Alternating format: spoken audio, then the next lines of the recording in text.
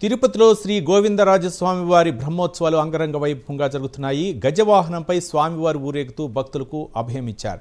భక్తులు అడుగడుగునా కర్పూర హారతులు సమర్పించి స్వామివారిని దర్శించుకున్నారు.